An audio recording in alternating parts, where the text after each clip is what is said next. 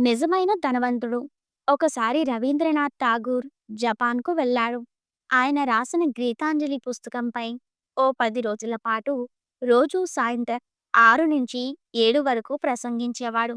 ఆ ప్రసంగం వినడానికి ఓ వృద్ధుడు క్రమం తప్పకుండా వచ్చేవాడు. ప్రసంగం ప్రారంభం కావడానికి చాలా సమయం ముందే అక్కడికి వచ్చేవాడు. రవీంద్రునితో పాటు లేచి వెళ్ళేవాడు. ప్రసంగం అయిన తరువాత రవీంద్రుని గౌరవంతో రోజూ పూలమాలలతో సత్కరించేవాడు. ఆయన ప్రవర్తన చాలా సాదాసీదాగా ఉండేది. రవీంద్రుడు చెప్పే ప్రతి మాట శ్రద్ధగా విని జీవితానికి అన్వయించుకోవడానికి ప్రయత్నించేవాడు. ఆయన వేసుకున్న దుస్తులు కూడా చాలా సాధారణంగా ఉండేవి. ఒక్క మాటలో చెప్పాలి అంటే ఆయనకి రవీంద్రుడంటే వల్లమాలిన అభిమానం. రవీంద్రుడు తన ఉపన్యాసం చాలించిన తర్వాత చాలామంది గౌరవభావంతో ఆయన పాదాలను భక్తితో సృజించేవారు. ఆత్మజ్ఞానం మీద ఆయన చేసే ఉపన్యాసాలు వారి జ్ఞాన పరిధిని ఎంత విస్తృతం చేస్తున్నాయో తెలియకుండానే చాలామంది వినేవారు. ఆయన చెప్పే ప్రతి ఒక్క మాట వారి జీవితానికి అంత విలువైనది. ఈ జ్ఞానం కోసమే శ్రీకృష్ణ పరమాత్మ సాందీపని మహర్షి దగ్గరికి, శ్రీరామచంద్రుడు తమ కులగురువైన వశిష్ఠముని దగ్గరికి వెళ్ళారు. ఆ ముసలాయన ప్రతిరోజు రవీంద్రుల ముందు మోకరిల్లేవాడు. ఆయన చివరి ఉపన్యాసం అయిపోయిన తరువాత చాలామంది బంగారు నాణేలు, ధనం, పండ్లు, పూలు ఆయనకు సమర్పించారు. ఆ ముసలాయన మాత్రం చాలా మర్యాదపూర్వకంగా తన ఇంటిని సందర్శించమన్నారు. రవీంద్రుల వారు ఇదివరకే ఆయన భక్తికి సంతుష్టులై ఉన్నాడు కాబట్టి ఆ ఆహ్వానాన్ని మన్నించాడు.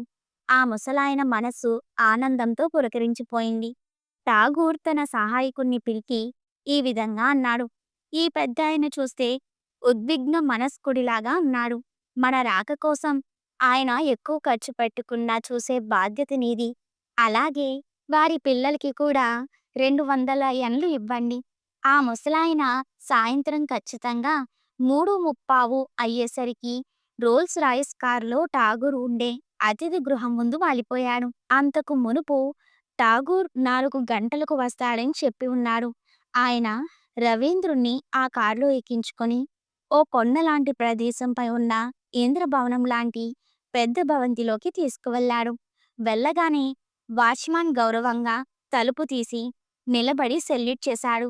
లోపలికి వెళ్ళగానే గౌరవంగా కనిపిస్తున్న చాలామంది పెద్ద మనుషులు ఆయన్ను ఆత్మీయంగా ఆహ్వానించారు. బంగారపు సింహాసనం మీద కూర్చోబెట్టారు. బంగారు పాత్రలో సుమారు 200 రకాల వంటలు రుచి చూపించారు. ఆయన కుటుంబమంతా ఠాకూర్‌కు పూజ చేసినట్లు చేసి ఆయన పాదాల దగ్గర ఆసీనులయ్యారు. రవీంద్రుల వారికి ఇదంతా ఆశ్చర్యంగా ఉంది. ఆ వృద్ధుడితో మీరు నన్ను ఎక్కడికి తీసుకువచ్చారు? దయచేసి మీ ఇంటికి తీసుకువెళ్ళండి. ఈ భవనానికి ఎందుకు తీసుకువచ్చారు అన్నాడు. అప్పుడాయన ఓ ఋషివర్యా, ఇదే నా ఇల్లు. ఈ కార్లు, ఈ బంగళా అన్నీ నావే. మీ ముందు మోకరిల్లిన వారు అంతా నా భార్య, పిల్లలు, కోడళ్ళు, అల్లుళ్ళు, మనవలు, మనవరాండ్రు. నాకు 2 కర్మాగారాలున్నాయి. ఓ అయితే మీరు ఇంత ధనవంతులై ఉండి కూడా నా దగ్గరకు వచ్చేటప్పుడు అతి సాధారణంగా వచ్చేవారు. ఎందుకో తెలుసుకోవచ్చా అని అడిగాడు రవీంద్రుడు. స్వామి, భౌతిక సంపదలు నిజమైన వ్యక్తిత్వానికి కొలమానాలు కావు. నాకింత ధనముందని గర్వంగా చెప్పుకోవడం కేవలం మూర్ఖత్వం. ఆ ధనం ఎంత పోసినా ఆత్మానందాన్ని కొనలేము.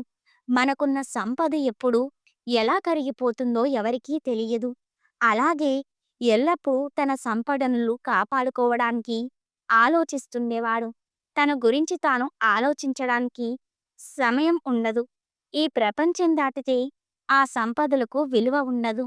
అమూల్యమైన ఆత్మజ్ఞానంతో పోలిస్తే ఈ సంపదలంతా చాలా చిన్నవి. ఈ సంపదలు నాకు కష్టాలు కొని తెచ్చిపెడుతుంటే మీరిచ్చిన జ్ఞానం నాకు అత్యంత సంతోషాన్నిస్తున్నదని నా జీవితమంతా మీకు కృతజ్ఞతుడిగా ఉంటాను. ఇప్పటిదాకా సిరి సంపదలే ధ్యేయంగా బతికాను. అవేవీ నాకు సంతోషాన్నివ్వలేదు. మీరు చెప్పిన ప్రతి మాట నా అజ్ఞాన పొరలను తొలగించాయి. నేను మామూలు దుస్తులు వేసుకుని మీ దగ్గరకు రావడానికి కారణం, జ్ఞాన సముపార్జనలో మీ దగ్గర నేను ఓ యాచకుణ్ణి మాత్రమే అని సూచించడానికి. మీ సమక్షంలో నేను ఎంతో సంతోషంగా ఉన్నాను. ఈ మాటలు వినగానే రవీంద్రుల వారి హృదయం ఆనందంతో ఉప్పొంగిపోయింది. కాబట్టి ఎక్కడైతే నిజమైన విద్యకు విలువ ఉంటుందో, అక్కడే జీవితానికి గౌరవం ఉంటుంది. సత్పురుషుల బోధనలు ఎక్కడ గౌరవించబడతాయో, అక్కడ సిరి సంపదలకు విలువ లేదు. రవీంద్రుల వారు సంతోషంగా, ఓ మిత్రమా, నీకు సిరి సంపదల కన్నా ఆత్మ సాక్షాత్కారం మీదనే మక్కువ ఎక్కువ. నీకు నిజంగా ధనవంతుడువనే నీలాంటి శిష్యుణ్ణి కలుసుకున్నందుకు నాకు ఈరోజు చాలా సంతృప్తిగా ఉంది. నా బోధనలకు సార్థకత చేకూరింది. నేను ఎక్కడికి వెళ్ళినా జనాలు భౌతికమైన సుఖ సంపదల కోసం అడుగుతూ అమూల్యమైన సమయాన్ని వృధా చేసేవారు. కానీ మీరు తెలివైన వారు. మీరు అడగకపోయినా భగవంతుడు మీకు అన్నీ ఇస్తున్నాడు. మీ జ్ఞానతృష్ణను తీర్చడానికే నన్ను ఆ భగవంతుడు ఇక్కడికి పంపినట్లున్నాడు అని ఆయన దగ్గర సెలవు తీసుకున్నారు.